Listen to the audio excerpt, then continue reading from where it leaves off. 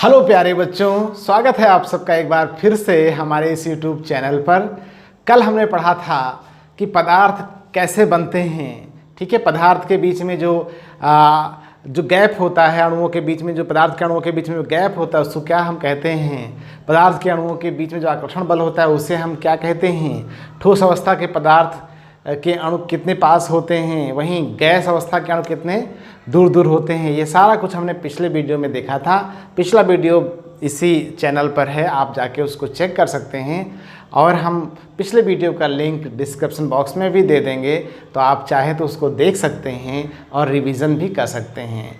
आज हम देखेंगे कि हमारे घर में एक ऐसा पदार्थ है जो गैसीय अवस्था में आता है और हमारे किचन में हमेशा पर डे काम आता है, जिसको कहते हैं रसोई गैस, जिसका नाम है एलपीजी। एलपीजी का पूरा फॉर्म क्या है, पूरा नाम क्या है, ये हम जानने वाले हैं। और जब हम बाहर कहीं जाते हैं मार्केट या कहीं किसी और काम से, तो टेम्पो में जो सीएनजी चलती है, सीएनजी, उसका पूरा नाम क्या है, ये भी हम जानने वाले हैं। और हम इस वीडियो में देखेंगे कि पदार्थ की एक अवस्था से दूसरी अवस्था में उसे कैसे परिवर्तित कर सकते हैं। जैसे कोई पदार्थ ठोस अवस्था में है तो उसे गैस अवस्था में कैसे ला सकते हैं, उसे द्रव अवस्था में कैसे ला सकते हैं। और साथ ही साथ हम देखेंगे कि किसी भी पदार्थ की अवस्था पर तापमान बढ़ाने या तापमान घटाने का क्या प्रभाव पड़ता है। तो आइए हम इसको एक एक करके बारी बारी से देखते हैं। तो प्रश्न पहले हम देखते हैं। पहला प्रश्न है, इससे पहले हम बताना चाहेंगे, हम पढ़ रहे हैं कक्षा 9 की विज्ञान रसायन विज्ञान पढ़ रहे हैं और इसके अंदर अध्याय पहला पढ़ रहे हैं जिसका नाम है हमारे आसपास के पदार्थ। ठीक है, तो पहला प्रश्न यही बनता है कि एलपीजी और सीएनजी का पूरा नाम क्या है। एलपीजी एंड सीएनजी का पूरा नाम क्या है, क्या है। ठीक है बच्चों, अब हम देखेंगे तो एलपीजी का जो पूरा नाम होता है, एल फॉर लिक्विड। एलपीजी का जो पूरा नाम है, एल फॉर लिक्विड। ठीक है, लिक्विड, पी से पेट्रोलियम, पेट्रोलियम और जी से गैस, यानी एलपीजी का पूरा नाम हो गया लिक्विड पेट्रोलियम गैस। यानी हिंदी में कहें तो द्रवित पेट्रोलियम गैस, ये हमारा एलपीजी का हिंदी में भी नाम हो गया। अब बात करते हैं सीएनजी का। सीएनजी ये भी गैस अवस्था में होती है। सीएनजी का पूरा नाम है कंप्रेस्ड नेचुरल गैस। ओके, इसको हिंदी में देखें अगर तो कंप्रेस मान होता है संपीडित, नेचुरल मतलब प्राकृतिक गैस, ये है। तो ये हुआ एलपीजी और सीएनजी का full form. Compressed natural gas CNG हो गया, लिक्विड पेट्रोलियम गैस एलपीजी हो गया। ठीक है, अब हम अगला क्वेश्चन देखते हैं कि प्रश्न, किसी भी पदार्थ की अवस्था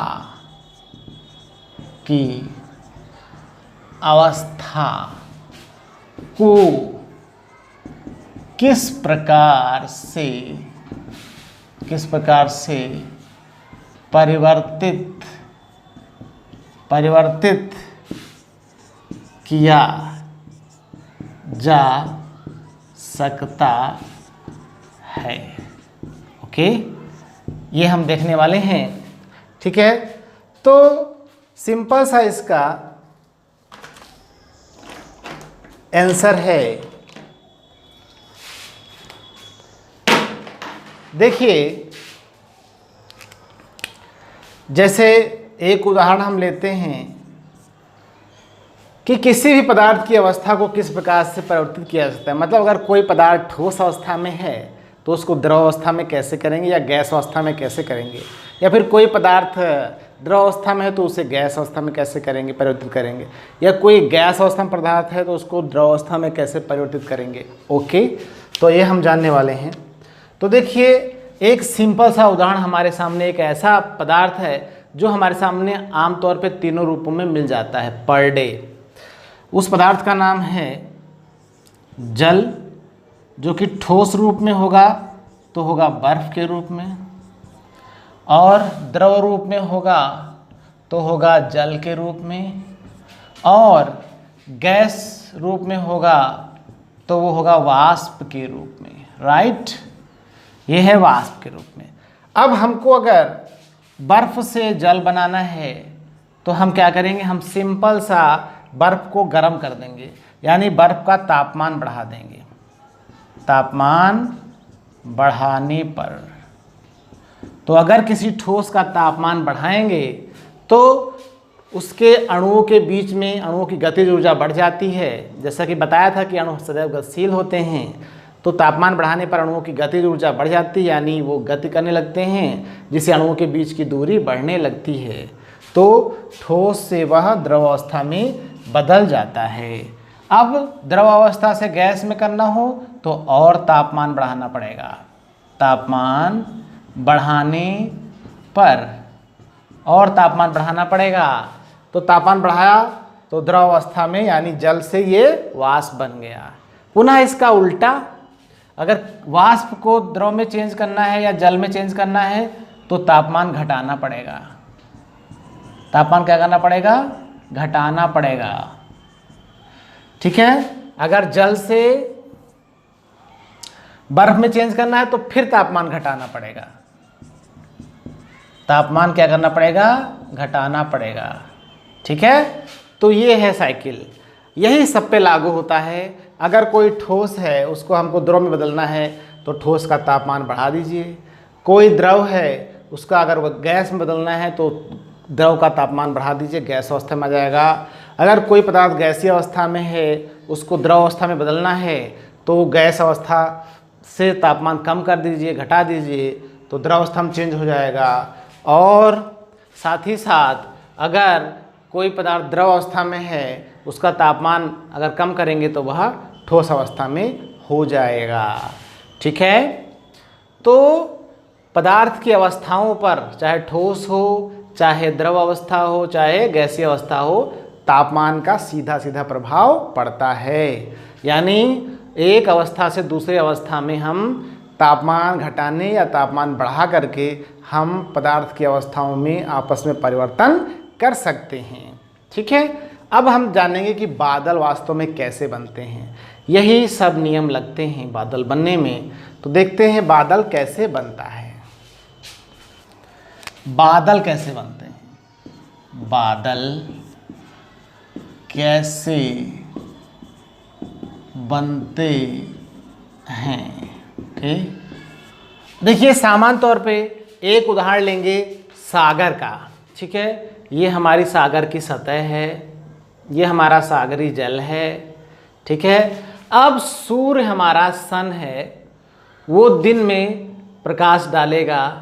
इस प्रकार से ये सन है हमारा, सागर है, सूर्य है। इसकी किरणें जब सागर के जल की सतह पर पड़ेंगी तो इस जल का तापमान बढ़ जाएगा। अभी यह द्रव अवस्था में है। ठीक है, द्रव अवस्था का जब तापमान बढ़ता है यानी जब उसे गर्म करते हैं तो वह क्या होता है, गैसीय अवस्था में बदलता है। इस प्रकार से गैसीय अवस्था में चेंज होगा। जब ये सनलाइट पड़ेगी तो सनलाइट में गर्मी होती है। जब गर्मी इस द्रव पे पड़ेगी, सागर की सतही द्रव पे पड़ेगी, तो यह वाष्प में चेंज होगा, और वाष्प में चेंज होगा तो हल्का होगा, गतिज ऊर्जा बढ़ेगी, तो वाष्प ऊपर उठेगी, ऊपर जाएगी। ठीक है, जो जो कोई चीज़ धरती की सतह से ऊपर जाती है तो ऊपर हमें क्या है, मौसम ठंडा मिलता है। यानी हम हाइट पे जाए, अपनी धरती की सतह से ऊपर हाइट में जाएंगे। जैसे हम पहाड़ों पे जाते हैं, नैनीताल, शिमला, रानीखेत वगैरह, तो वो हाइट में सब हैं। तो यानी धरती की सतह से जितना भी हम ऊपर जाएंगे, तो अगर हम 300 मीटर ऊपर जाएंगे तो 1 डिग्री का फर्क पड़ जाता है, 1 डिग्री टेम्परेचर कम हो जाता है। ठीक है, तो अगर हम हज़ार अगर मीटर यानी 1 किलोमीटर ऊपर गए, इस पृथ्वी की सतह से ऊपर गए, तो लगभग 3 डिग्री सेल्सियस का तापमान कम हो जाएगा। ठीक है, उसी प्रकार जब ये वाष्प सागर सतह से ऊपर उठती है तो ऊपर इसका तापमान कम होता है। तो जब वाष्प का तापमान कम होगा तो यह पुनः द्रव में बदलेगा। अभी देखा था हमने कि कोई अगर गैस है तो उसको अगर तापमान कम कर दो तो वह पुनः द्रव अवस्था में आ जाएगी, ऐसा हमने देखा था अभी। तो उसी प्रकार से जब यह वाष्प ऊपर उठती है तो इसका तापमान ऊपर चल के कम हो जाता है।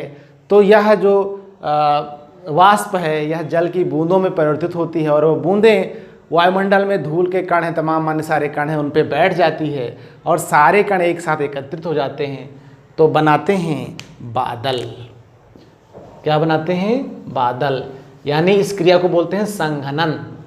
जब वाष्प द्रवीकृत होती है, द्रव में बदलती है, तो इस घटना को क्या बोलते हैं? संघनन। राइट। तो इस प्रकार से बनते हैं बादल और हवा के सहायता से यह बादल सागर की सतह से ऊपर से स्थल की ओर आते हैं और जब बादल में नमी धारण करने की क्षमता नहीं रह जाती है तो अचानक बारिश होने लगती है। तो इस प्रकार से बादल का निर्माण होता है और इस प्रकार से हमारी धरती पर बरसात होती है। तो इस वीडियो में हमने बहुत सारी चीज़ें जानी हैं। हमने जाना कि ताप बढ़ाने पर पदार्थ की अवस्थाओं में क्या परिवर्तन होता है, बादल कैसे बनता है, संघनन क्या है, ये सारा कुछ हमने जाना। एलपीजी क्या है, सीएनजी क्या है, ये सारा कुछ हमने जाना।